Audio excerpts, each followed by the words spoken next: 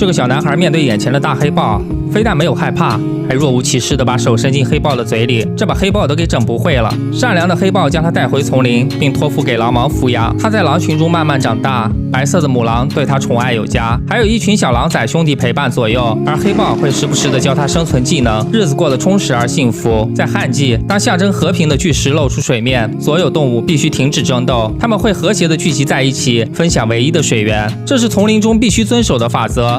男孩和狼群来到河边，狼妈妈嘱咐他别惹事，尽量让自己显得像头狼。男孩虽然答应，但他为了图省事儿，用自制的水瓢打水，这引起了所有动物注意。作为狼群中的一员，这些技巧是不允许被使用的。而此时，一头老虎慢慢靠近水源，狼王赶紧让男孩躲在自己身后。老虎因为人类的攻击而身受重伤，这让他对人类痛恨无比。老虎让狼王交出男孩，但狼群直接摆出攻击姿态。在这里，哪怕是丛林之王也要遵守法则，但雨季总会来临。为了一个人类的孩子与丛林之王发生争斗，显然是不明智的。狼群内部争论不休，有的要保护男孩，有的则支持把他交给老虎。男孩不愿意看着从小长大的狼群面临危险，他依依不舍地与母亲道别，然后跟着黑豹踏上前往人类村庄的旅途。一路上，男孩都非常沮丧，他从没想过要跟人类一起生活。在他的心目中，自己始终是狼群的一员。黑豹突然停下，警觉了他嗅到一丝危险。突然，黑豹瞬间扑上，与老虎扭打在一团，但实力的差距让他仅仅拖延了一点时间。男孩眼看就要被追上，一群受惊的水牛从侧面冲出，水牛群成了他们之间唯一的屏障。而男孩知道这只能阻挡老虎一时，他突然奋力跃起，抓住牛角，这逃命的方式让老虎也无可奈何。他气急败坏地回到狼群的领地，直接杀死狼王。他要在此等待男孩的回归。男孩在丛林中发现一张巨大的蛇皮，他并不清楚这意味着危险即将发生，反而继续往丛林深处走去。突然，一条巨蟒拦住了他的去路。看着蟒蛇的眼睛，男孩仿佛看到了幻象。他看到自己的父亲为了保护他而被老虎杀死，而老虎则被父亲的火把烧伤。这就是为什么老虎如此痛恨他的原因。巨蟒缓缓地缠住男孩的身体，然后张开血盆大口。再次醒来的男孩发现在一头棕熊的洞穴。他模糊地记起是这头熊将他从巨蟒的嘴边救下。为了报答棕熊，他开始想办法给他采蜂蜜。他找来藤蔓，从高处缓缓降下，但他不知道蜜蜂是会蛰人的。剧痛中，手中的工具也掉落，可男孩上来一股倔劲儿，一次次的不停发力，终于将一块蜂巢踢落。棕熊得知男孩要前往人类的村落，决定送他一程。当他们到达目的地，男孩却犹豫不前，在他的记忆中对人类没有任何认知，又如何融入呢？棕熊则想让男孩留下，毕竟他还想要更多的蜂蜜。当然，作为回报，他会尽自己所能保护男孩。男孩开始制作各种工具，采蜜的工作也越发得心应手。他和棕熊一起在河里嬉戏唱歌，希望日子永远都这么快乐。但河边的动物好像突然发觉危险，男孩赶紧躲在棕熊的身后，谁知走出来的却是黑豹。男孩高兴极了，他们一起回到洞穴。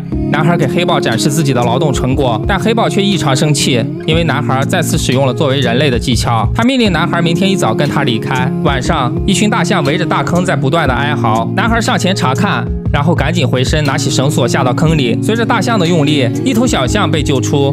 男孩的善良让黑豹倍感欣慰，但这也坚定了他要送走男孩的决心。棕熊也明白黑豹的苦衷，他找到男孩，一顿忽悠，把男孩气得直接上树。此时，一只猴子仿佛想要跟他表达什么，但男孩哪有心情搭理他。突然，一双大手从天而降，一群猴子就这样玩空中接力一样把男孩向高处传去。棕熊和黑豹发现，赶紧追去。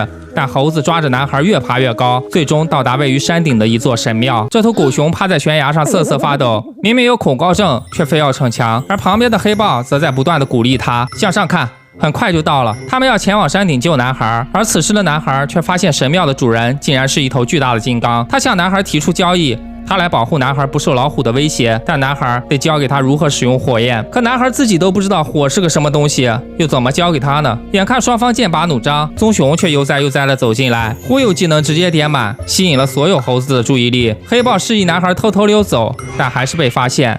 逃跑的途中，男孩无意从金刚口中得知狼王已经被老虎杀死，这让他直接暴怒。金刚虽然力大无穷，但肆意的破坏让他最终被废墟埋没。男孩却凭借灵活的身形逃出升天。他没有回到棕熊他们身边，而是来到村庄。他要报仇，用人类的发明。他举着火把一路飞奔，却不知道掉落的火星已经点燃丛林。当他终于再次面对老虎，身后的丛林已经是一片火海。曾经的朋友因为惧怕火把，也不敢上前。为了不带来更大的灾难，男孩一把将火把扔进了河里。此时黑豹他们也赶到战场，棕熊第一个冲出，但由于平时太懒，疏于锻炼，竟然渐渐落于下风。男孩见状转身跑向火海，老虎则紧追不舍。他用树枝和藤蔓做了个工具，然后用力丢出，慢慢地走向树枝尽头。而此时的老虎则步步紧逼。老虎虽然惧怕火焰，但眼看仇敌就在眼前，他还是朝男孩猛扑过去。在此同时，男孩也纵身一跃，顺着藤蔓稳稳地落在自己制作的秋千上。老虎则随着咔嚓一声脆响跌落火海。正当动物们忧心忡忡地看着森林时，象群驮着男孩回来了。他们为了报答男孩的救命之恩，用长长的鼻子卷起巨树和碎石，将河流改道，扑灭了丛林大火。而男孩也没有回到村庄，